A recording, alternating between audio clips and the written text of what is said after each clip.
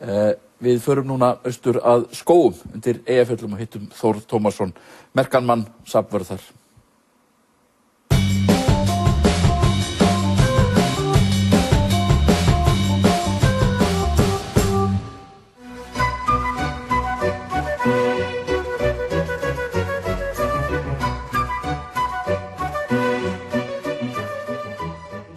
Við erum hérna inn í safninu Þórður og í bakgrunni nú þetta mikla skip sem djásn hérna, Pétursey. En við ætlum að tala bók sem hann Bjarni Harðar, vinur okkar, var að gefa út eftir þig.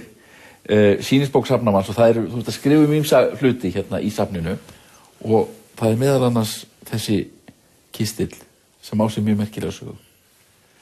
Já, það ekki allt svo ásjálegi hlutir sem ég hef verið að skrifa í þessari bók minni.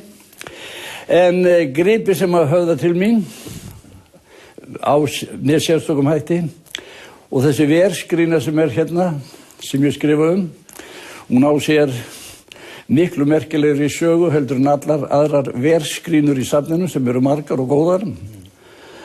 Og árið 11. október 1868 þá lögðu 4 menn af stað úr Skaftártungu í útverð til Suðurnesja og þeir hurfu á fjallinu þannig að enginn vissi örlög þeirra fyrir 10 árum seinna.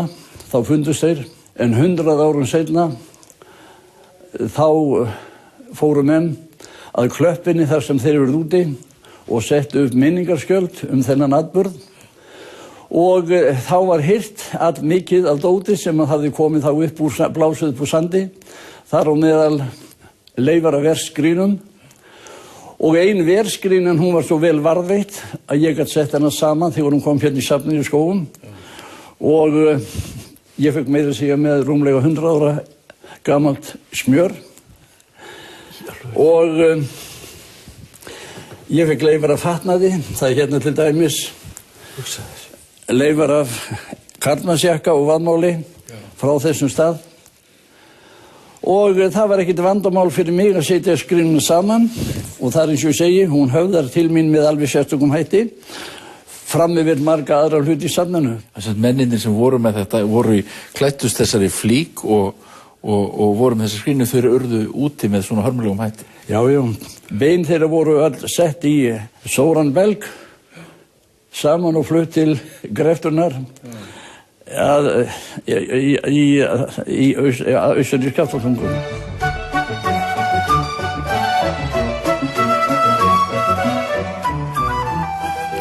En það nú fleiri í þessu safni og sumt svona veglegra en verskrínan, til dæmis þessi kvensöðull hérna sem þú skrifar Já, reiðtígi voru af fornu stöðutákn fólks. Auðugt fólk, auðugir menn áttu vönduð, glæsileg reiðtígi, bæði karlar og konur. Og safnið býr svo vel að eiga hérna 2 forkunna góða kvensöðla af henni gömlu gerð sem var alls ráðandi áður en að enski söðullinn kom hér til lands svona upp úr miðri 19. öld.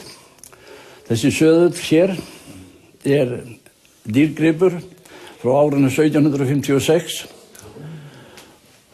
Hann kom til Íslands frá Danmörku. Það var búið að setja undir en stólvirki og hann var seldur á uppboði í Reykjavík og það var kona sem keypti hann þar fyrir drjúgan pening og seldum fyrir hann aftur á sínu hærra verði. Hún sagði ég keypti hann til þess að græða honum. Og það var fagnaðardagur mikill fyrir mig þegar þessi söðull kom hér austur á Skógum. Og í bók minni reyni ég að færa líkur að því að hann sé verk mikils snillings í bændastétt, Jóns Einarssonar, bónda í Skaftafelli í Öræfum. Ég skrifaði mikið hann í bók sem ég skrifaði Skaftafell, skrifaði verk hans sem ekki eru mjög mörg varðveitt en þó ennþá til hjá fjölskyldunni.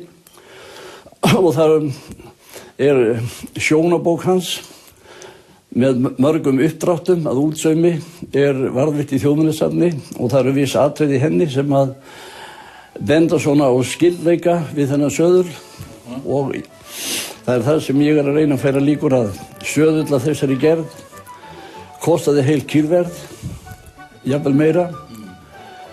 Svo það var aðeins á færi ríkra manna að eignast söður með drifnu látungsverki. Ég skrifaði líka í bók minni annan grip sem ég eigna tvímælalaust, Jóni Einarssyni Skaftafelli. Og þessi gripur einstæður að því leiti að þetta fingurbjargarhús og nálhús. Það mjög óvinnilegt. Efri hlutin fyrir fingurbjörgina og neðri hlutin fyrir nálhús. Hugsa þess. Og hann frá hvað, 18. öld eða? Hann frá seinni hluta 18. aldar til í vera. Jón lifir framundir aldamótin 1800.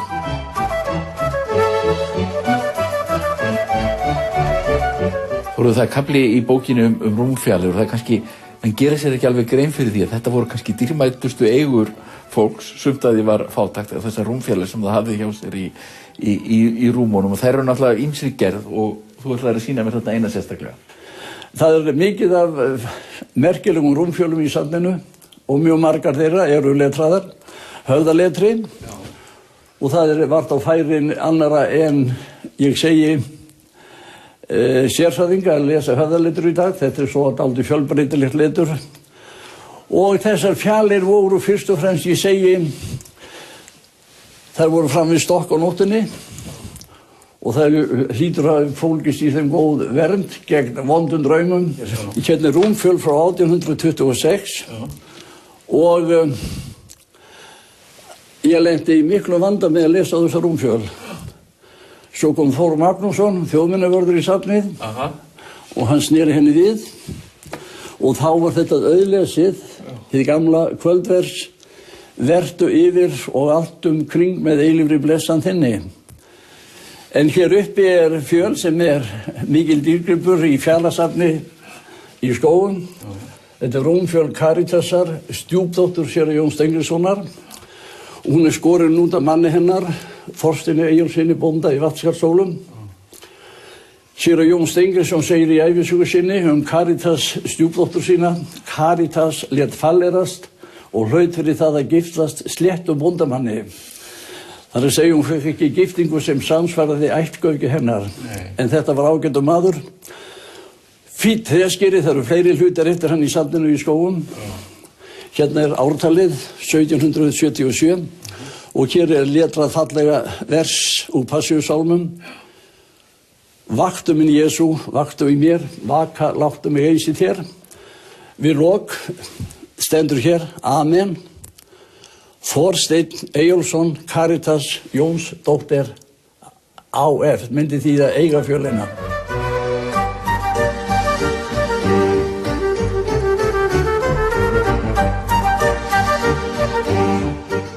Og þetta ertu líka að skrifa í bókinu, þetta eru rekamörk, menn sem sagt merkja sér rekavið. Rekamörk, þau eiga mjög skylt við búmörk. Hver einasti bóndi á Íslandi fyrir á öldum átti búmark. Og búmörk miðalda voru sett upp yfirleitt úr rúnaletri og oft tengd krossmarki líka. Menn gengu og reka og mörkuðu tré og sóttu þau svo seinna. Og þau eiga rætur sínar aftur í miðöldum, rekamörk. Ég safna rekamörkum. Ég eini maðurinn á Íslandi nógu vitlaus til að gera það. En við ætlum aðeins að tala þetta sem þú fjallar í bókinu. Ungur maður, frændi minn undir Eyjafjöllum, hann færði safninu þetta rekamark fyrir 2 árum. Hann hafði rifið gamalt hús og þar var stór og mikill raftur úr reka og hann sagaði reyndar hann við þvert og þá tók hann eftir þessu marki og hann færði mér bútinn og ég setti hér upp í safninu, hann mjög merkilegur því að það tengist bæði þetta krossmark og einnig rúnuletur. Og þetta þetta frá miðöldum? Þetta á rætur aftur í miðöldum. Kirkjan í Odda á Rangavöllum var Nikolásarkirkja, rekamarki var enn. Kirkjan í Stóradal undir Eyjafjöllum var Péturskirkja, helgu Pétri postula og það var ell. Kirkja Ólafs konungs Helga á Kálafellsstað átti þetta rekamark. Þannig þetta tengist mjög mikið eins og ég segi miðaldamenningu þjóðarinnar og rætur aftur í fornöld. Nærðu svona svolítið aftur í söguna sjálfur? Það ger ég.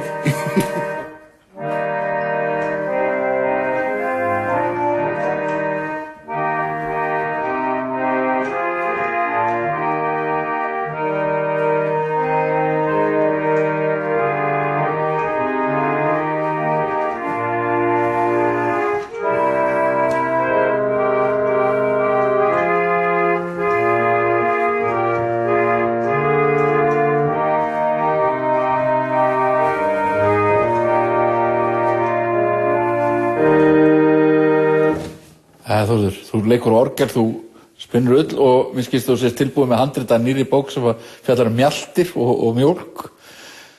Það liggur fyrir hjá mér næstum fullbróðgengið handrit að bók mjólkurvinnu á Íslandi. Og þú ert fæddur 1921? Einmitt. Þannig að þú ert ekki, en þú ert Ern og ég ætlaði að biðja þig mér langar að ljúka þessum, eða biðja þig að syngja fyrir mig vers sem ég veist og þú kannt sem úr pápísku. Guð hjálpi mér, minn mest gagn ég það finn, skjótasta skjól finn, skríði ég undir væng þinn. Þá hlær mín kát kinn, kæri dýri drottin, þú ert mín stoðstinn, styrkur í hvert sinn, miskunnar metaskál, mín besta gullnál, lífið mitt og líka sál legg ég upp á þitt mál. Með þeim stinna stóð pál sting ég frá mér svell hál og margt annað illt kál svo leiðin forsjál. Segi hver fyrir sig sæmdir að elska þig, myndan mín og andi, mál með lífi og sálu, þjóni sóma þínum, þjóðasmiðurinn góði, vingjarn visku kóngur, valdum aldir alda, dýrðin dásamleg, drottin eigðu mig, fyrir alla góða gjöf, láttu mig drottin, ljúfur og sæll lifa við þitt borð, svo mólana megi ég tína, miskunnar gáfuna þína.